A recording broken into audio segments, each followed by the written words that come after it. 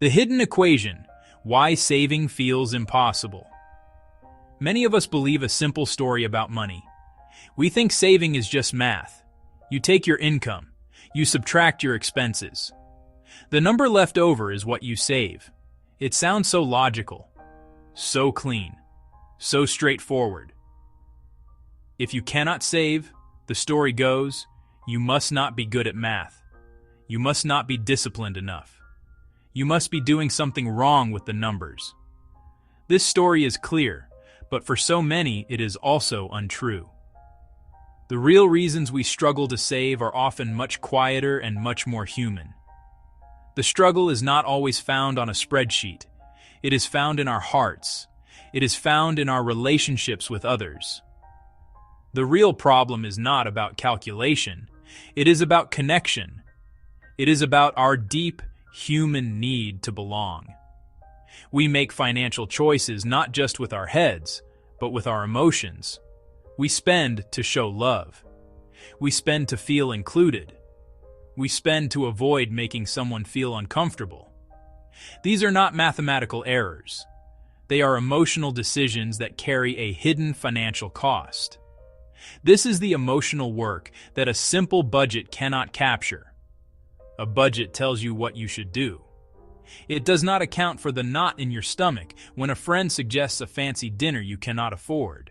People-pleasing is one of the most subtle and consistent ways our money disappears. It does not feel like a big dramatic expense.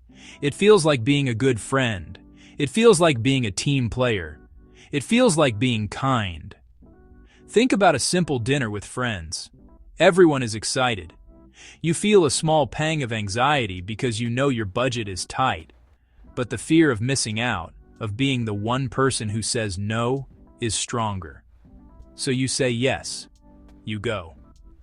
At the dinner, the people-pleasing continues. Someone suggests another round of drinks, and you nod in agreement, not wanting to be the one to stop the fun. When the bill comes, another person suggests splitting it evenly, even though you only had a small salad and water. You stay silent. You do not want to create an awkward moment over a few dollars. You pay your equal share. You even chip in for a generous tip to avoid looking stingy. None of these single actions will bankrupt you. They are small leaks.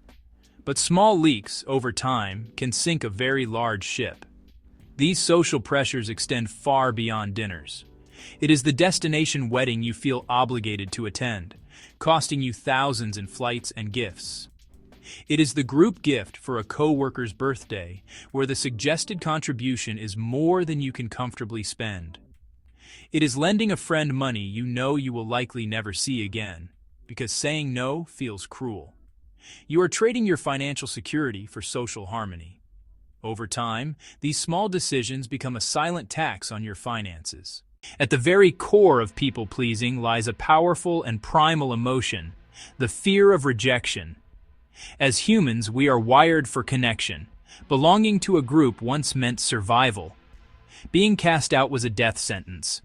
While our modern lives are safer, that ancient fear still echoes within our nervous systems.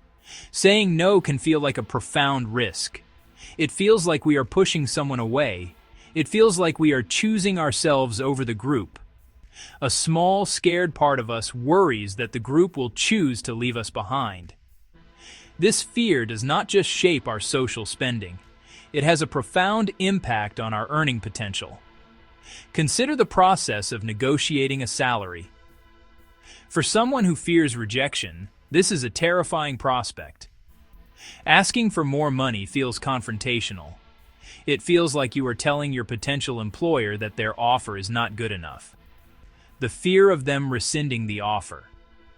The fear of them thinking you are greedy can be paralyzing. So, you accept the first number they give you. You quietly absorb the cost of that fear over every single paycheck for years to come. The same pattern appears when it is time to ask for a raise. You do excellent work. You take on extra responsibilities. You know you deserve more. But the thought of scheduling a meeting with your boss to ask for it fills you with dread. What if they say no? What if they get angry? What if they start to see you as difficult? To avoid that potential conflict, you say nothing. But hope is not a financial strategy. Change does not begin with a grand gesture. It begins with a quiet moment of attention. The very first step to rebuilding your financial life is to simply notice. You cannot change a pattern you cannot see. So, for 1 week, your only job is to be a gentle observer of your own life. You do not need to change anything yet. You just need to watch. Get a small notebook, or use an app on your phone. Your goal is to become aware of the moments where money and emotions intersect. Start by noticing the moments you say yes when you want to say no. When a coworker asks you to cover their shift, notice the feeling in your gut. When a friend suggests an expensive concert, notice the immediate anxiety. Just write it down. Felt pressured to say yes to dinner. Worried they would be disappointed. You are not judging yourself. You are simply collecting data. You are a detective in your own life, looking for clues about where your money really goes. Next, notice your emotional spending. Pay attention to what happens right before you buy that unplanned coffee or that new lipstick.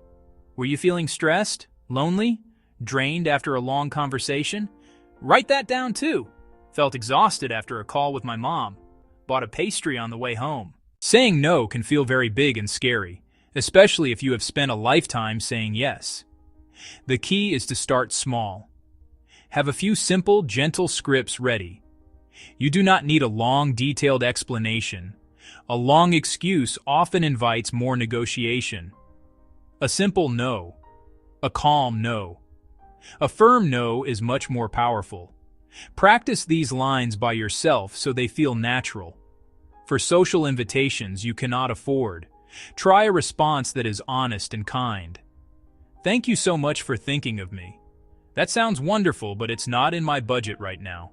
I can't make it this time, but I'd love to see you soon. I can't do dinner out, but I would love to have you over for coffee next week. This shows you value the person. It protects your wallet.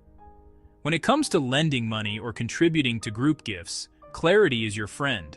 It can feel awkward, but being direct is often the kindest thing to do. I have a personal policy of not lending money, but I am here to support you in other ways. For a group gift, state your limit clearly.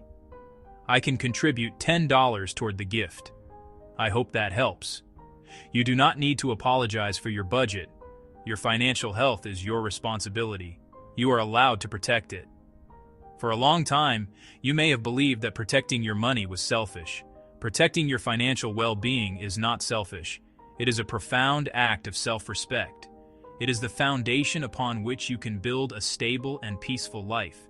It is what allows you to be truly generous, not from a place of obligation, but from a place of genuine abundance. Financial peace begins with honest boundaries.